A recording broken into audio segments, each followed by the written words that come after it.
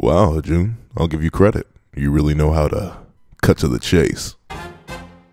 Before we have this review of Chapter 52 of Ragnarok, please do me a favor and leave your own thoughts on the chapter in the comment section down below. Leave a like and subscribe if you haven't already. Also, make sure you hit that little notification bell so you don't miss out on any videos that come to the channel. Now, let's get into it. What's up, guys? I got the pencil here, and here we are to review Chapter 52 of Ragnarok, which is known as Light and Shadow. And this chapter, it slapped quite a bit. I'm not even gonna lie. This was the most intense the fight has ever truly felt in terms of all the chapters from Buddha versus Zero to Buddha versus Hajun. This is the most intense and close and palpable the fight has ever felt, because it both we'll just get right into it. So we open up and Hajun and Buddha are having a clash, and within that clash we see that Buddha has managed to deep into Hajun's arm, shockingly deep, halfway through this time, or at least close enough to halfway through. It's to the point where June actually notices that, wow, he's taking serious damage, and Buddha, while taking some damage himself, is still he's still in the fight. Even with all the physical damage he's taken, he's not out and about, and that just goes to show how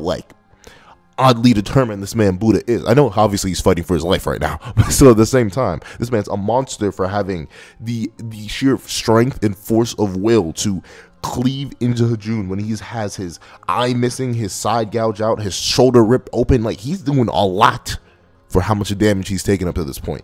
And Hajun is he's a little bit shook, he's a little bit shaken, whoa, what the heck is happening? And then we see something I love. I just love when characters standing kick people. I can't even lie, for some reason seeing Hajun just and send Buddha flying just made me laugh, I'm not gonna lie.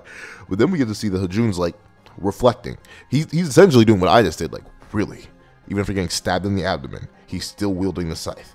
Where does he find such energy when he's on the verge of death? And Buddha, despite all the pain he's in, all the agony he's in right now, and the fact that he's literally using his staff as sort of literally a walking stick, he's leaning on the scythe, super heavy right now because he can barely stand himself. He's like, what are you, scared? And June is ain't no way did this ugly dum-dum bubblegum missing an eye, foot broken open, broken skeleton looking, you can tell. But June is just he did not appreciate the comment. He figured he was not ready to be insulted like that in such a way. And he's scared.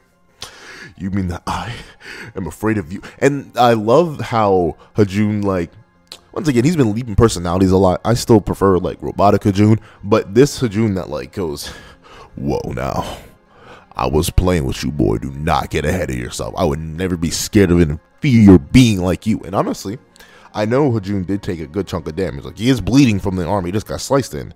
But that was the first major lasting piece of damage that Buddha got on him up to this point. So honestly, I don't even blame Hajun for saying something don't get ahead of yourself, because he really shouldn't. Honestly, Buddha, you're a real strong dude right now, but you may have struck a little bit of doubt into him, but in terms of physical damage, you are definitely on the back seat, bro. You are definitely not leading this fight right now. And the interesting thing is, Hajun even mentions the perfect soil part. So I really want to know. I know it's probably completely irrelevant, and considering the ending of this whole scenario, I doubt we'll ever know. But this whole idea of the perfect soil being Zero, a good deity, makes me wonder who was the poor deity that got sacked for the original Hajun. This has to be a thing now, right? Because he says, now that I have met upon the perfect soil, I am the supreme being. And the perfect soil, obviously in this case, is Zero. And we get a flashback that shows the original Hajun, who was legitimately just falling apart because his body couldn't handle his overwhelming power. And it's that's interesting to me, because it makes me wonder, what is Hajun? I thank y'all for his religious connotations. Thank you for all that. But is he, once again, I don't know. I probably should just do my own research on it, but I'm gonna ask y'all again. Is this a thing? Does he appear out of other people's bodies, or does he need to be in plane like this, or is this just all Record of Ragnarok original canon? Because that's really interesting if he's sort of this higher dimensional being that needs to have a vessel to enter this plane of existence. However, the vessel needs to be up to a certain quality, or else it won't be able to withstand his power, even if he can manifest to a degree. Because we see him literally just melting and like falling apart. And honestly, the mangaka kind of goes crazy with this art right now, because the way that Hajun is just falling apart is really wild. And then he just explodes, which is kind of at the same time funny and a little bit sad. But I'm intrigued. I don't know. And I wonder, does this mean Hajun can come back? Like, even the Hajun that ends up we see here, if he were to fail somehow, like, could the Buggy Boy just be like, well, time for another scoopy scoop, and then just put him in a new body? Like, I don't know. I'm super intrigued. I wonder, even if Buddha were to beat this Hajun, would his remains still just allow him to be reincarnated stronger next time? I don't know. This is super interesting to see. And then we get to see that as Hajun is like shaking over recalling his past failures, Buddha manages to strike that nerve again. He's like, yeah, you are weak. You're even weaker than Zero. And yo, Zero was fodder. I'm not even gonna lie. Zero was absolute cheeks. So Hajun, what you gonna say about that, bro? How you gonna let him do you like that? How you going to let him do you like? And the thing is, Hajun has this like reaction where he, for some reason, like he like tenses up, reels back, and then goes silent. And I love how, almost in a way of like self-reassurance, it's Record of Ragnarok does a really good job with like quick character work. I'll admit that. Like, in terms of a series that's only about fighting, and where characters at most get like a range of 10 chapters to establish themselves, develop, display their personalities, display the complexities of the personalities, and show their weaknesses and strengths, Record of Ragnarok is very, very good at giving you moments that show like what these characters are all about. And it shows how Jun's, like, he feels like his entire character is that strength, that overwhelming might, that incredible power. He feels like that's all he stands for. So the moment that gets challenged by Buddha here, he lunges in and is like, well, show me that I am weak. Show me that I am weaker than Zero. Because he's questioning himself right now. He has this grin, but it's not the same, like, confident, big, bombastic, like, overwhelming, just laughing smile that he had a few chapters ago. This is like, it's uncertain, and it's great how the mangaka can portray that through wordage and movement and just appearances. Like, that's amazing. I'm a struggling artist, bro. Like, I could never. But it's amazing to see how some mangaka are able to do that. And it's also amazing to see how Buddha, despite like being so confident in his statements and how confident he is, he's still hurt, he's still wounded, he's still not at full power. And you can see how he squints and grits his teeth at Hajun lunging towards him, and he has to defend himself. And it's cool to see how Buddha, despite all that, is still unwilling to give up. He's still fighting back. And the interesting thing is that despite all this, despite the fact that Hajun seems to have this overwhelming advantage, Buddha literally doesn't have an eye, can't use his main special ability, and overall is on the back foot. The moment Ares goes to talk even a little bit of smack, Big Papa Hades, or Big Uncle Hades, whoa, 80s, Big Uncle Hades in the case of Ares is like, you're the fool, you big oaf. Look at Buddha's eyes. He hasn't given up yet. And it's interesting to see Hades, of all characters, like, talk about the Buddha's willpower. I know it's because Hades is like one of the newest characters we got introduced to, but at the same time, Hades also carries a lot of weight with him, so it makes sense to use him to hype up the Buddha's willpower instead of any characters we already know, considering he still has a lot of precedence despite still being new, because obviously he's Hades, the eldest of the big three. But then we get to see that supposedly Buddha is preparing for a one-shot comeback. This is his end goal, his next line of evolution. At least that's what Zeus assumes. He's going to use the Samsara move and just instantly one-shot Hajun. That's the end goal here, and I'm interested to see how they can tell that, because when you see, I mean, it kind of makes sense though, because when you get to the next page, you get to see Buddha analyzing the way Hajun is moving. He's blocking in certain ways with the scythe. He's sort of like leading the battle in a certain direction, and he's really like holding his own against Hajun despite being super injured. Like, you can see his foot is still bleeding open, and we get to see once again how like fragile Hajun is, like, or how fragile his ego and existence is when Buddha just simply questions him with a quick come on. And Hajun is like still just questioning, how can he still stand? Like, what is going on? What is happening right now?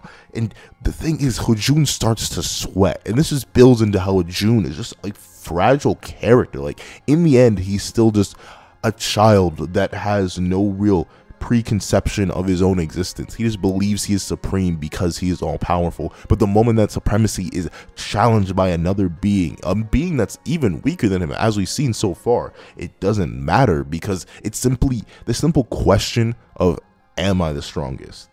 If that question has to be asked by a June, it breaks him. He's so confused. He's like, I am the supreme being. And like, you see this moment where he questions himself. He pauses. He he starts to shake and look at his own hands. And he's like, no. And I love how he like snaps, as in he snaps his own arm off, because golly, that was impressive. But he manages to rip off his arm, scaring Ares. But to be fair, thank you to y'all for explaining why Ares is such like a terrible character. Let me just say it like that. I forgot that this man. No, I don't even think I even knew that Ares was just an ultimate coward and fool in Greek mythology. No one liked him. So I guess this is just this is the mangaka being completely accurate to Ares. So this is why, good job, mangaka. I absolutely despise Ares right now, but I think that's the point. But regardless of that, we get to see that Hajun, like, through ripping off his arm and simply pressing it into his armpit, he manages to squeeze out an entire sword. It is a really, really cool sword. Like, the ending of the sword being like muscle tendons and fibers, and like you can see the blood from where he tore off the end of the blade, and then the blade ends in almost like this 5-fingered sharp bladed construct, because that's literally his 5 fingers that were on the end of his hand. Like, that is super cool. I don't know why I find that so amazing and so impressive, but that imagery of him just wielding his own arm as a blade, amazing. I really, really like that. It almost evokes, like, I'm trying to think of a one-armed swordsman that off the top of the dome that reminds me of. It's a very specific one, but I can't remember their name off the top of my head. It almost reminds me of a character from God of High School, but I don't think there are any one-armed swordsmen in God of High School. I don't know. We're going to keep it moving. But the thing is, we get to see the Hajun through this act of like tearing his arm off, through this act of like stealing himself. He just redeclares that I am the demon lord of the 6th heaven, Hajun. And the two tense up for battle. And another thing I just love to see is how, despite Buddha's like confidence in his ability to still stand and go against Hajun, he doesn't have this big grin on his face. He's still gritting his teeth. He's still preparing himself. He's still, even no matter what bravado he gives out and what confidence he has within himself and his abilities, he's not underestimating Hajun. He's simply abusing Hajun's fragile nature, because you get to see it. When these two go to clash, Buddha is still like on the ready, still prepared. But the most amazing thing I love, and honestly probably like my favorite shot of this entire chapter, is when the Buddha lunges in with the karma destroying samsara cycle.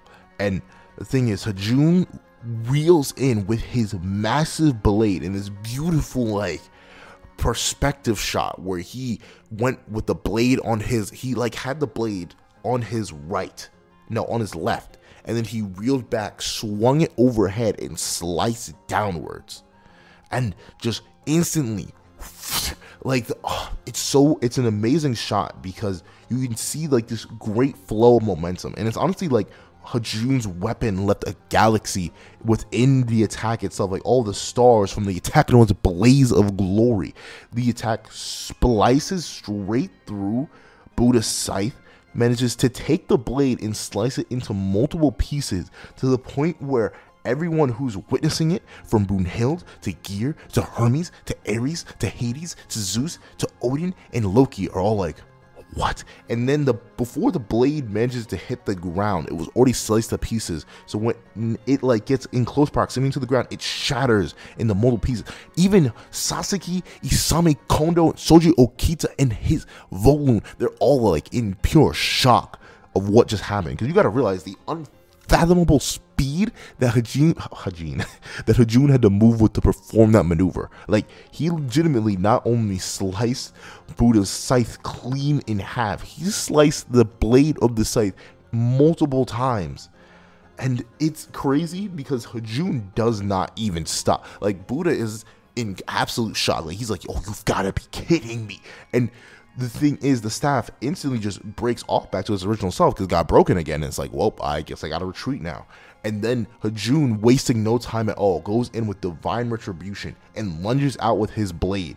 And Buddha, as he almost gets his other eye torn out, raises and blocks with his 6-realm staff. But the thing is, it's not in a defensive form. Even its defensive form was pierced by Hajun, arguably a weaker Hajun, because who knows, maybe this blade is actually straight up stronger than the Heaven Piercing Trill, but even if it's comparable, it shatters the 6th Divine Realm staff, and Buddha just gets torn apart. Like, even though the staff took the brunt of the hit and it shatters, Buddha gets his whole shirt ripped apart, he slams into the ground, and he's laid out, and the staff has been completely destroyed. And then we get to see, as Hajun bears his bloody blade towards the camera, you get to see some dude slicing the fruit next to a fruit basket. And honestly, this is the one time, like, notably, I've said it once and I'll say it again, I'm an infinitely inferior artist compared to this mangaka and pretty much any mangaka out there. And even artists who produces, like, their own work on a serial basis, infinitely better than me, I'm not gonna lie. However, I'm gonna admit, this shot of Buggy Boy was kind of whack. I don't know, something about this shot in particular, like this imagery right here, I did not like it. Something about the neck, his head seems too small for his body. I don't know, it was just a really weird shot. And the thing is, I do like though how he's completely unconcerned about Buddha. He's like, ha, this fruit, so succulent. And you get to see Buddha is laid out on the ground. And the amazing thing is that even, like, Gear is just screaming, as Gear does, but Brunhild straight is praying to Buddha. And so are all the Buddhist monks. And as Hajun is walking forward, like, looking upon the devastation he has created, he's like, ah, I truly am supreme. And he looks towards the skies like, ah, Zeus, you're next, buddy. But then we get to see that in the darkness, as Buddha is, like, falling into the abyss, there's a light. And the light almost consumes Buddha, but Buddha instead reaches out towards the light, and a hand reaches out and grabs Buddha's. And as Buddha, like, is in confusion, he snaps awake, and he just realizes what's in his hand now, or what's close enough to his hand. And I love how, like, the mangaka did a great job of covering Buddha's hand. And you may be like, what do you mean by that? And in every single shot that leads up towards the reveal, it's shown that Buddha's right hand in particular is covered. You can usually see his left just fine, but his right hand is either covered by smoke, covered by debris, something like that. And of course, when we get to see what's actually in his right hand, we finally get that reveal. Buddha just bursts out laughing. He's super happy. And the thing is, Hajun is like, he's regained his confidence considering he just destroyed Buddha's weapon. He's like, okay, there's no way Buddha's about to throw these hands with me when I have this gigantic sword. This fight's over. But Buddha stands in pain, bleeding, shirtless, missing an eye still. And he's like, yeah, I knew it. You know what it takes to confront your own weakness, to fight back against your inexperience. And whoa, hold on. I want to just say this line by line. You know what it takes to confront your own weakness, to fight back against your own inexperience, and to try and overcome it. And as Buddha rises, his hair breaks free. It takes puberty. You don't have that, and that's why you're weak. We get the reveal of what Buddha is wielding. He's wielding the Misery Cleaver in his hand. And yo, honestly, this shot is beautiful. The light raining down from the heavens as he bears the empty Misery Cleaver in his hand, and his hair is free flowing in the wind. This shot is amazing. The mangaka snapped on that shot. And fun fact, that image below,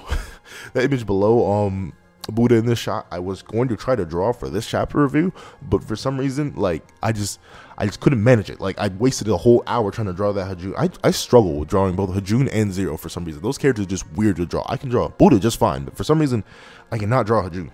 But regardless of that, we get to see that Buddha has, like, armed himself with a Misery Cleaver, and everyone is shocked and confused. But then Buddha declares, "Let's fight together, Zero.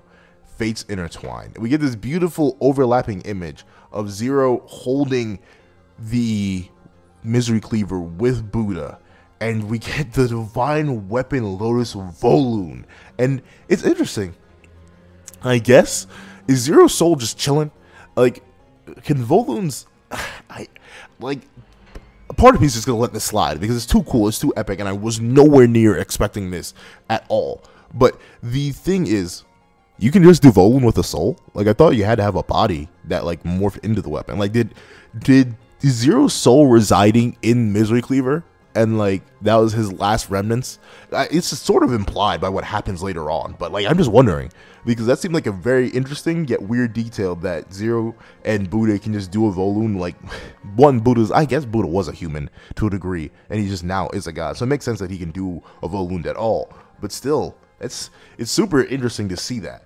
And the thing is that it's weird because Misery Cleaver isn't called Misery Cleaver anymore. As Brunhild puts it, that's not Misery Cleaver. It's taken on Buddha's compassion, and through the fates intertwined, a new divine weapon is being formed. The ultimate divine weapon, but none which he had achieved great nirvana in the Pure Lands could create. Which none but okay. So technically, it's like Volund in like the most bare bones general definition, because obviously Zero isn't a Valkyrie. It's more so that Buddha is manipulating the properties of an already existing weapon, which is Misery Cleaver, by using his already enlightened abilities to sort of wield it and merge it into something different, the Great Nirvana Sword Zero. And it's cool to see this design. Once again, a very, very cool design. I'm not sure if this is an actual weapon in like Buddha. Does Buddha wield weapon? I need to do research on Buddhism. But regardless of that, it's cool to see how like amazing this sword is, for one, and two, how Buddha is almost like, in this shot, it almost looks like Buddha's struggling to wield it. Like the sheer power emanating from this blade is insane. And I love how Hajun is like, whoa, hold on a second. What is that? And who do you think you are shining that thing on me? And Buddha swings the blade, and we get to see all the 7 gods, the 7 deadly sins that were once composed of Zero, or like what that make Zero up. They all stand behind him in this visage. And I love how Buddha, to cap it all off at the very end, like as to answer Hajun's question, he's like, I think you already know.